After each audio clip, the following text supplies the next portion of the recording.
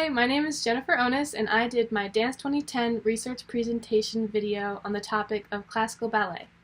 Classical ballet has many identifying characteristics. To start, I will talk about its technical virtuosity, otherwise known as a master of the subject or someone who is full of this specific skill. Another characteristic would be its shortened tutu. Compared to other eras of ballet where ballerinas had longer tutus, the shortened tutu allows for classical ballerinas to have more easier movement. Another change in their costumes would be point shoes. The point shoes became stronger and wider for classical ballerinas, which provided more support for more demanding movements. Another characteristic of classical ballet is storytelling or a narrative. It introduces the topic of good versus evil. And the last characteristic of classical ballet is the dancers being organized by rank. For example, having a principal dancer or a soloist and then background dancers as well.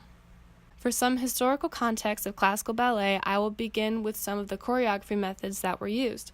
The first one I learned about was the Russian method, otherwise known as the Vaganova method, which features high extensions and dynamic turns.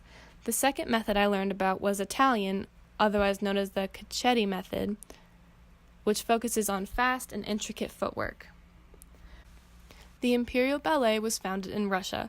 Peter the Great took personal interest in dancing and introduced Western dancing into his Russian court. The establishment of the Imperial Russian Ballet was in St. Petersburg in the early 1700s. Charles Didot, I'm sorry if I pronounced that wrong, but was considered to be the father of the Russian ballet, known today as the Mariinsky Ballet, and during the USSR was called the Kirov Ballet. Marius Petipa was a French-Russian ballet dancer, teacher, and choreographer. He was an influential ballet master and choreographer who created 77 ballets, including Swan Lake and Sleeping Beauty. He was careful not to offend his imperial patrons. His ballets have no villains like Romantic era, and many culminate in a lavish court scene for the final act. He was the first ballet master at the Imperial Ballet. Lev Ivanov was also a Russian ballet and choreographer. He was the second ballet master at the Imperial Ballet. He is credited for choreographing, along with Petipa, the Nutcracker, specifically the section from Waltz of the Snowflakes and Waltz of the Flowers, which is the ending scene of the ballet.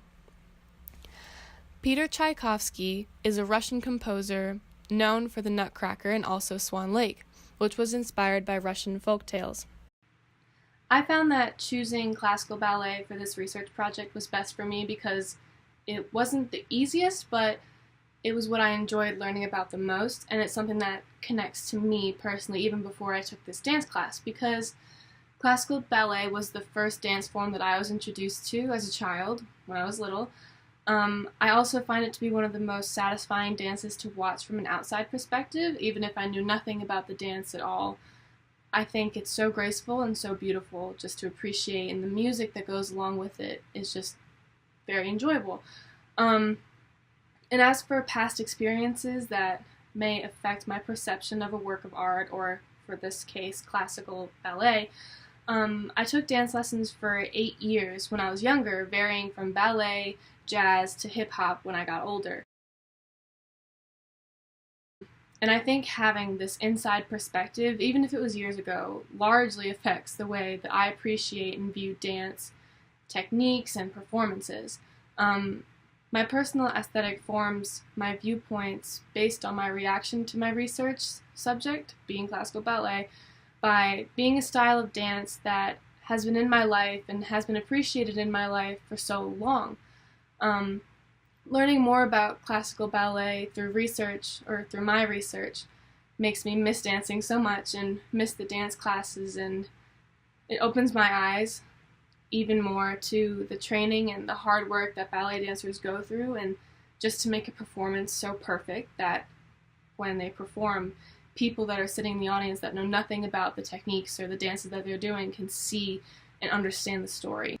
A popular process in classical ballet that I learned about through my research was the Russian form of choreography, otherwise known as the Vaganova method. I'm not sure if I'm saying that correctly, but This method specifically uses high extensions and dynamic turns, which, in my opinion, are some of the most identifying characteristics of classical ballet. And when you ask someone about, say, the Nutcracker, for example, they think of the large and open body stances and turns and, like I said, the dynamic turns and high extensions. Cultural factors that shaped this style and form of art in classical ballet, I learned about the top three. They were Russian influences, Italian influences, and French influences. I looked more into the Russian influences because I know that's where classical ballet really thrived, and I learned that the popularity of ballet soared in Russia, and during the later half of the 19th century, Russian choreographers and composers took it to crazy new levels, and I learned that the discipline, structure, and focus that ballet required was what made it such a respected dance in Russia. Discoveries that I learned from this research was actually quite interesting to me because I thought that when we learned about Russia, Italy, and France and how they affected ballet, I thought they were three separate different techniques or different inspirations, but I learned that they were kind of all intertwined and connected and influenced each other to make the entirety of classical ballet. And I think that was the most interesting discovery that I found through this whole research project.